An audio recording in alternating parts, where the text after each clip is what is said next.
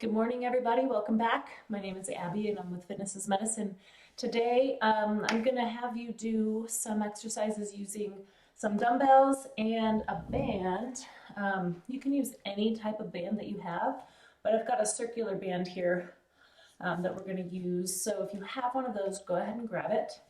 Let's see. So we've got a band, a ball, some dumbbells, and then the rest is body weight. So remember to do a good warm up before you come in and do these workouts. So go ahead and press pause if you haven't done that.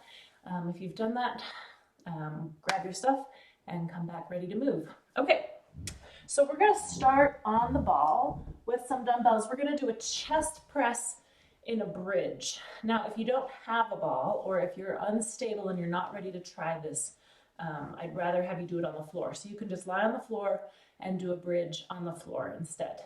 If you have a ball and you're confident in this, go ahead and sit down on the ball and then just walk out, move this back just a little, to a bridge.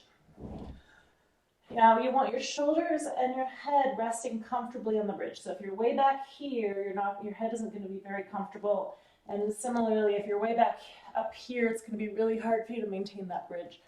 So shoulders and your head resting comfortably on the ball, feet about shoulder width apart, and you want to press your hips towards the ceiling. So this is going to be a good hamstring and glute exercise while we're also exercising your arms and your chest. So start here with the dumbbells at your shoulders, and we're going to press straight towards the ceiling. Nice and slowly, both directions. Again, you can do this on the floor, no problem.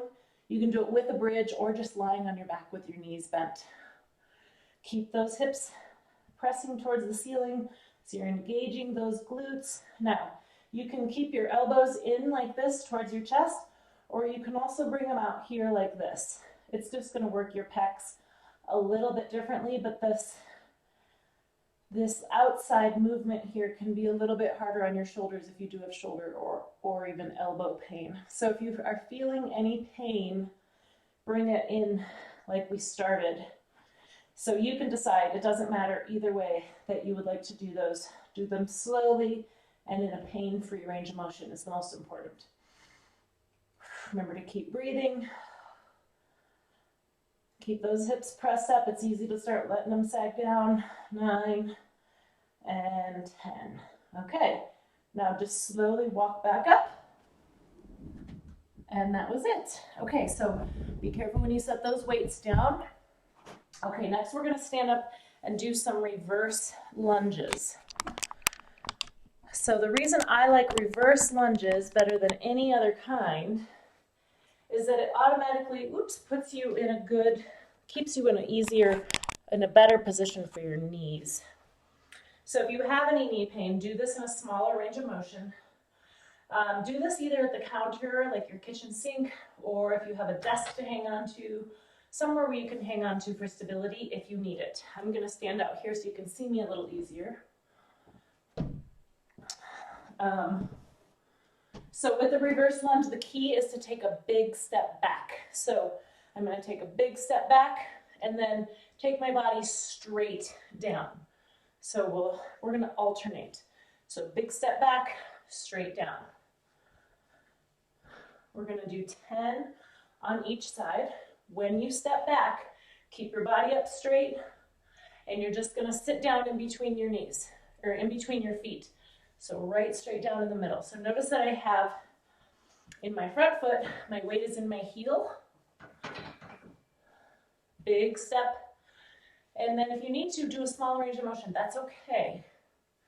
And I'm looking for a 90-degree kind of angle if you're able to. So I don't want you to step back and then be going forward like this. Keep your body up straight and just sit right down in between those feet. Keeping your chest tall. We don't want to lean forward over your front foot at all. It's just like you're going to step back and kneel down, but you're not going to quite kneel all the way to the ground. So like I said, do this somewhere where you can grab onto if you need some support for your balance. The other thing you can do is add a little weight to this. if you want to hold a weight in one hand for 5 and then switch, or you can hold a weight in both hands. I like holding a weight in one hand because then it challenges your core and your balance a little bit more in addition to this. So if you want to make this more difficult, go ahead and grab a weight. Okay, I have no idea how many we've done. Let's do one more on each side. Big step down, big step down. Okay, great. Reverse lunges. Next, we're going to grab that band I was talking about and put it around your hands. Now, if you don't have one of these circular bands, you can just grab a normal TheraBand. I don't have one sitting right here. Oh, yes, I do. You can just grab a normal TheraBand and either tie a knot in it or just kind of do this like I'm going to show you. Okay, so I'm just going to wrap this around my hands, my arms out straight, right in front of my shoulders, and just to about shoulder height. If this hurts, you can do it lower if you have shoulder pain. I want to try this in a tandem stance. I always like to try to make the base of support a little bit unstable to actually challenge more things at once. So this exercise is a good shoulder stabilization exercise. Put them right out in front and just pull apart. Now you're not going to pull it apart very far. It's a small movement. Think about keeping your shoulders down and back, holding that tandem stance so we're working on your balance and your core a little bit as well. Nice and slowly.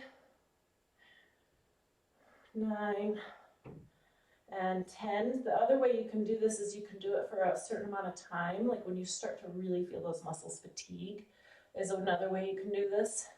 Thinking about keeping those shoulders down and back and just pulling apart on that band. Okay, good. So you can switch your tandem stance the next time you go around, put your other foot in front. Generally, you usually put the same foot in front each time. Like generally when I start, I always put the same foot in front. So if you start to do it and you can't remember, just naturally go into it and then put your other foot in front. Okay, next we're going to do dips.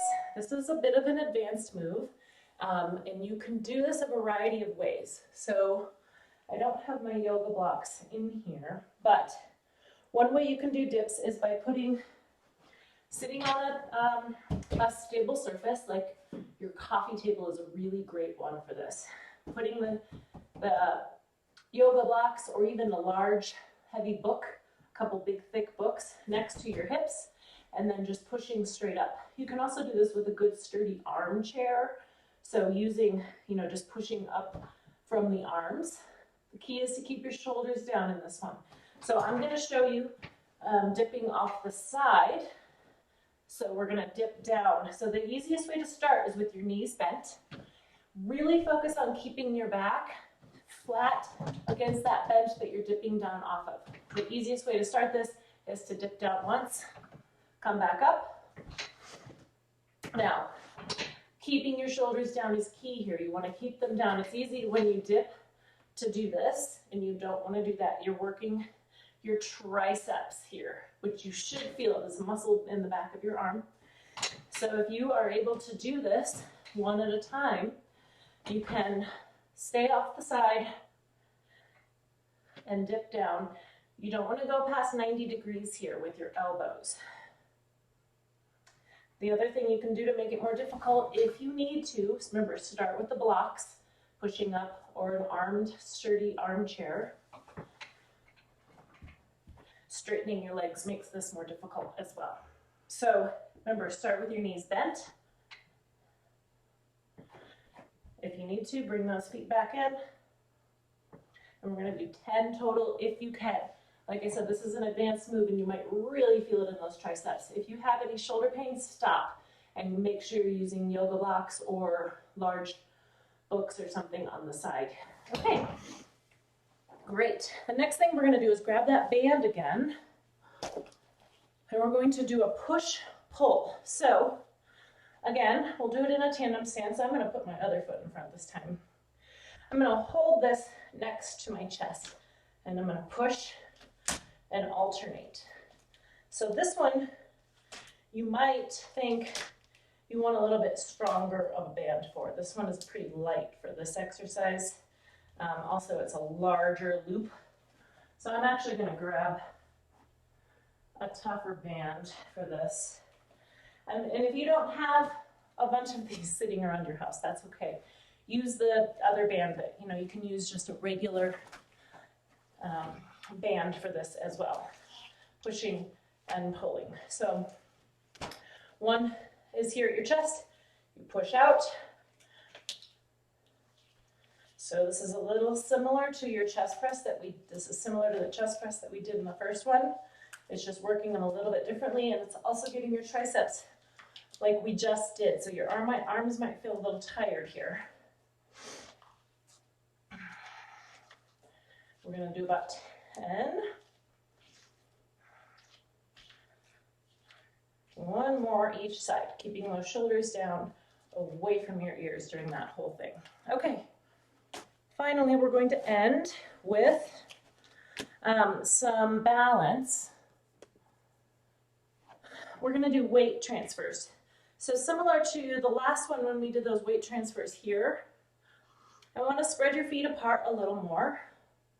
So taking a little bit of a larger stride, and then your feet are, just like a normal distance, like if you were just be walking. They don't, you don't walk in a straight line. You walk with your feet a little bit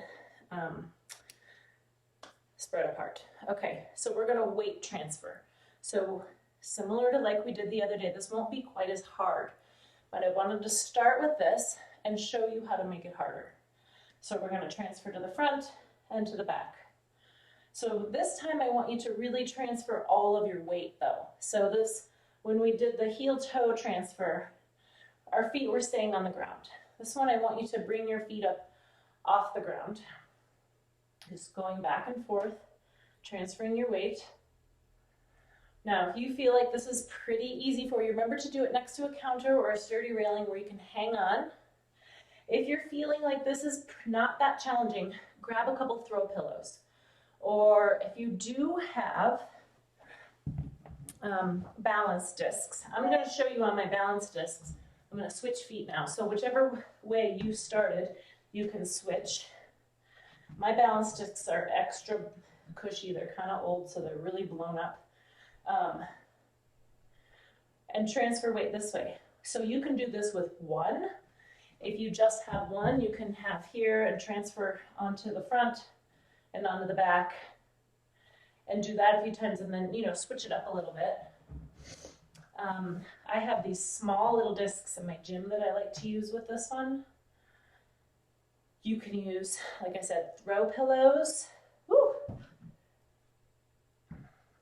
The other way to make this more difficult, if you don't have any of those things and you don't really want to stand on your throw pillows at home, another way you can make it a little more challenging, again, I want you to stand next to something sturdy and have your hand right above it so that you can grab, but you can try closing your eyes.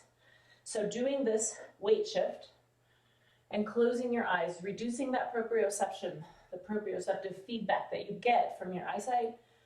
If you close your eyes, it makes it more challenging, just going back and forth, forward and backward.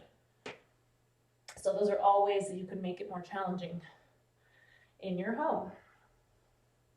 The other thing you can do is do this out in the grass. If you have grass that you can go step in, that unstable surface makes this a little more challenging as well. All right, that was it. So go ahead and do those through 1 or 2 more times at least. Like I said, if you want to press pause, maybe go do 5 more minutes of cardio, come back, do them again, make it a good full workout. Or you can do 1 set in the morning, 1 set, maybe right before lunch, 1 set later on in the day. Mix it up however you want, but try to get through 2 to 3 sets of these and then follow with a good stretch. Thank you, everybody, and I'll see you next time.